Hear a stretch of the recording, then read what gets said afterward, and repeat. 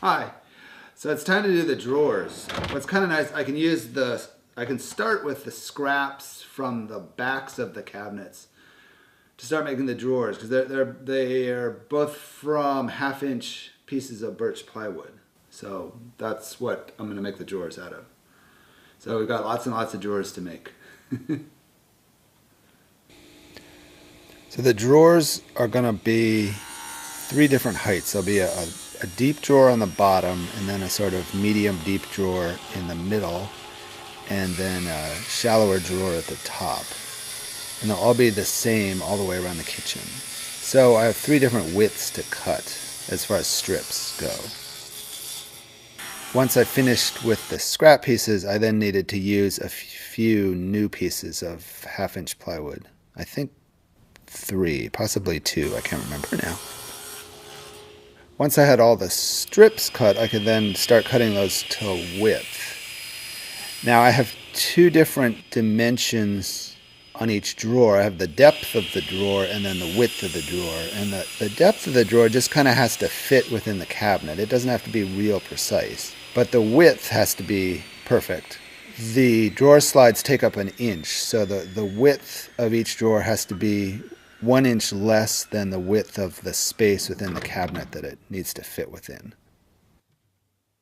When I was cutting these, I was thinking I was going to make box joints to hold the drawers together. And in doing it that way, the lengths of each piece could be the length that the drawer is going to have to be, because the box joint doesn't take up any extra width. But after making a little jig and after doing some practicing and making a joint, it really looked like it was just going to take too long cutting all those little pieces out. It was going to be really hard to keep them accurate with a little simple jig. Like, I would need to really build a full sled and really do it right to make this work, and I really didn't have time for that.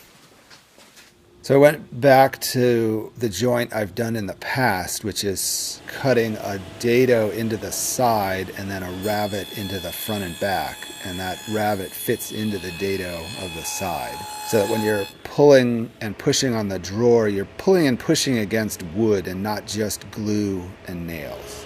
So I had to cut the fronts and backs down by about 1/2 inch. In this joint, the front and back don't come all the way to the outside of the sides.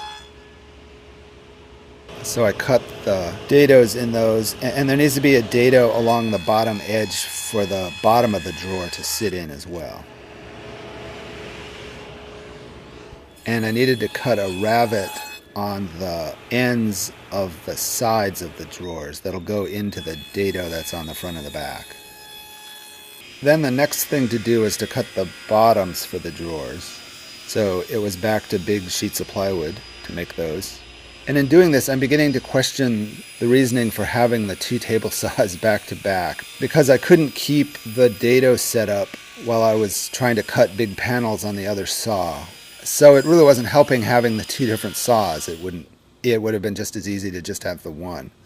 The bigger saw that I'm using here, I found actually cuts the plywood nicer. It leaves a nicer finish on the cut, or on the edge of the cut, I guess. There's very little tear out with this blade. And my dado blade that I've had for like a decade now, I think, and I've never had sharpened, still cuts great and doesn't leave any tear out. It's really nice.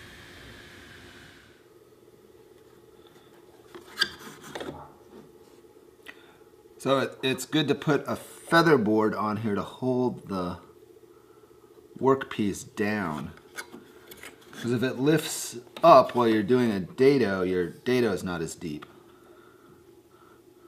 and then doesn't really work as a dado.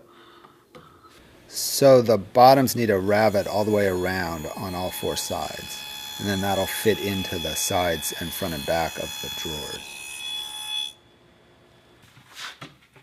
So when putting this together, I can actually use the bow in the plywood bottom to hold that piece in place. Which is kind of nice. It's really good to dry fit this together before I do any glue. Make sure everything goes together. It's kind of a wooden puzzle.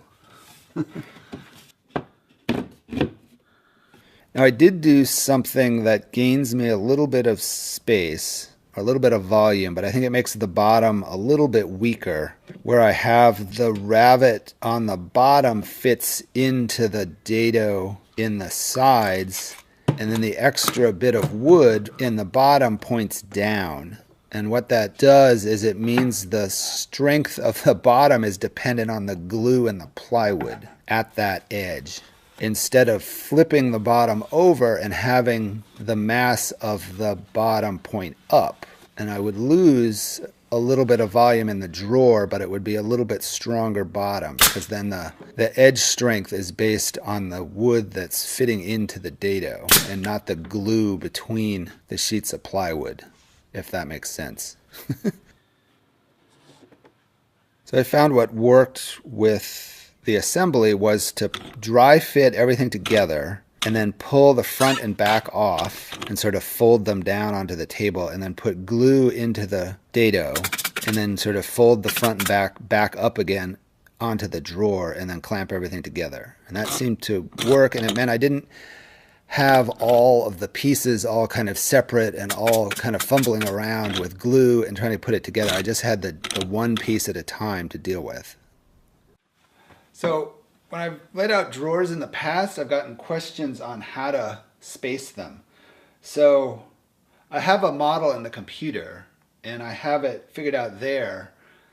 But at this point, it also makes sense just to lay it out as it actually exists. So I measured the height of the cabinets, and I put a piece of tape down, and I have a stick that's that height.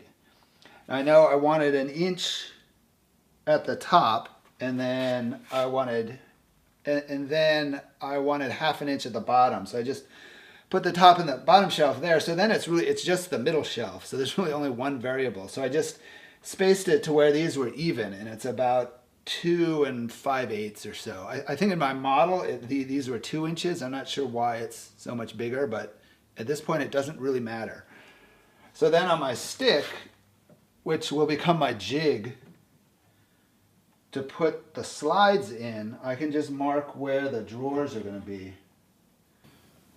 So then that will get me started with making the jig, which is based on this, which is based on the cabinets. And hopefully in the end, the drawers will have this spacing in the cabinets.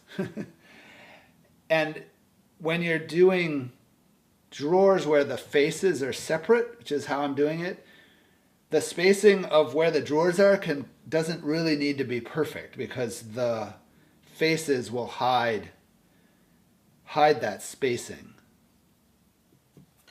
Then I can transfer these marks. Now I'm gonna come down half an inch, because that's the half an inch I have at the bottom. So this lower mark that's half an inch down, that's where my horizontal piece that's going to hold the slide up while I screw it into the cabinet. So these are approximately the depth of the cabinets, and they definitely don't have to be perfect.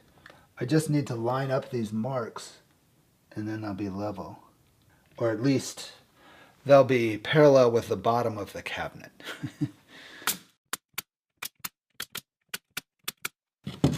We have a jig. And then you can see how the jig goes into the cabinet, and I can just kind of clamp that in place real quickly. Now pretty much all slides I've ever installed come apart. There's usually a little clip that lets you pull the two halves apart. So this half goes on the drawer, and then this half goes in the cabinet. What I'm going to do is add this shim, I guess I'd call it, under both halves, both the half on the drawer, and that'll raise the slide up on the side of the drawer. And this little spacer was sort of arbitrary. I think I made it 1.5 inches, which felt about right. You could really make it whatever. In fact, you could make it 0 and not have it. But now I can take the same jig and flip it to the other side, and the slides on the other side of the drawer will be exactly the same height. So then the slides go in, and they go in pretty quickly with the jig. You just throw them in place and screw them in. The screws I have are self-tapping, I guess is what you'd say. So they don't need a hole. You can just put them in and just drill them into place. Now, the moment of truth. Ow. Now, the moment of truth. So I got these soft close slides, which I've never used before. They seem like a good idea. When they work, they seem really nice, but it looks like you have to get that 1/2 inch on each side exactly perfect. There's no play like there is with other slides that I've used. The wider drawers that I thought were going to be trouble came out perfect, and those closed really nicely. So those were the drawers, and they're mostly done. So I'm hoping next week to get to the faces that'll go on the front, so they'll look more finished, hopefully. And then once that's on, we can take everything upstairs into the kitchen. So it's getting close.